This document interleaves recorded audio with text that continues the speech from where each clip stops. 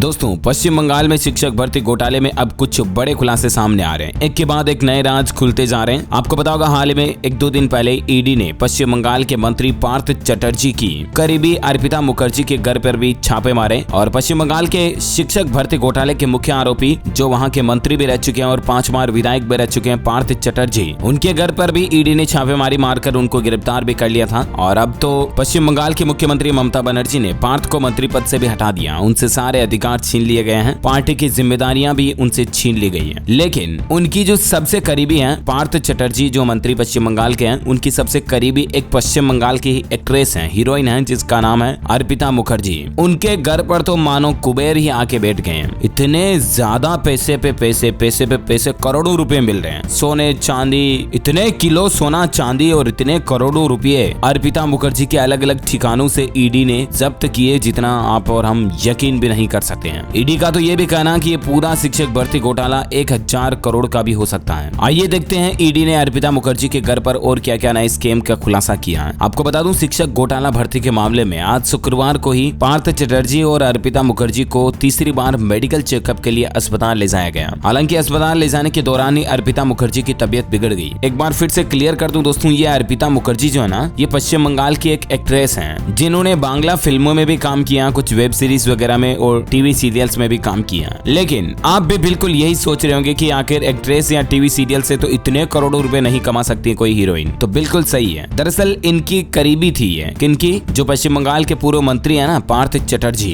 इनके और अर्पिता मुखर्जी के बीच काफी करीबी रिश्ते बताए जा रहे हैं। और ये सब कुछ मंत्री जी के घोटाले का ही पैसा है जो अर्पिता मुखर्जी के घरों पर पड़ा हुआ है। अर्पिता मुखर्जी ने अलग अलग फ्लैट्स में रखा हुआ है। अब यहाँ पर मतलब इतने किलो सोना चांदी और इतने किलो हीरे जवाहरात और पैसे मिले हैं ना। चलिए पूरा डेटा आपको बताता हूँ। तो आज के आगे अस्पताल ले जाने के दौरान ही अर्पिता मुखर्जी की तबीयत भी बिगड़ गई। दरअसल अर्पिता कार में ही रोने लगी और बाहर निकलकर सड़क पर बैठ गई। तो ये कुछ आज का माहौल रहा। अब टोटल इस गड़बड़ घोटाले पर ईडी का ये आशंका है दोस्तों, ईडी सोर्सेज के मुताबिक ये पूरा स्कैम जो है ना, 1000 करोड़ रुपए तक पहुंच सकता है। इसमें सिर्फ टीचर्स रिक्रूटमेंट का पैसा शामिल नहीं है, बल्कि पार्थ चटर्जी का रियल एस्टेट में लगा पैसा भी शामिल है। अभी ईडी की टीम 15 और जगहों पर रेड कर सकती है। इधर ईडी ने टीएमसी विधायक माणिक भट्टाचार्य को भी पूछताछ के लिए आज तलब किया।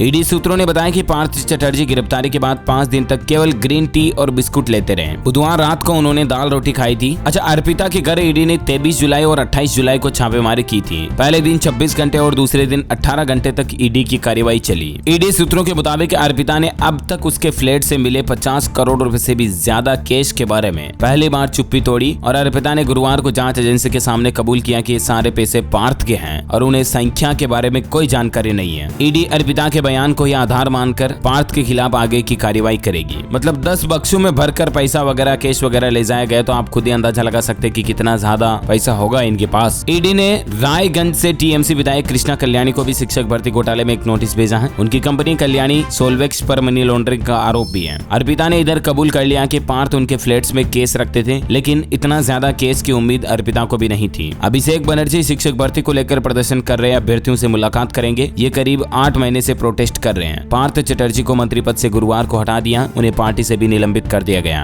अभी तक ईडी के डेटा के मुताबिक दोस्तों, अर्पिता के घरों से अलग अलग फ्लैट से 50 करोड़ से ज्यादा केस आ चुके हैं, जबकि 5 से 10 किलो सोना और कुछ चांदी के जेवरात भी बरामद किए गए। तो देखिए आप, सरकारें और राजनेता मिलकर आखिर किस तरह से भ्रष्टाचार करते हैं। बेचारे बेरोजगार युवाओं की रिक्रूटमेंट का पैसा ही इस तरह से गड़बड़ घोटालों में दबा लिया जाता है। जरा सोचिए आप। खैर, जुड़े रहेगा पल पल के लाइव ब्रेकिंग न्यूज अपडेट देखते रहने के लिए हमारे चैनल DLS न्यूज पर सब्सक्राइब करके बेल आइकन जरूर दबा दीजिएगा। वीडियो को लाइक और शेयर करना। जय हिंद, जय भारत, वंदे मातरम।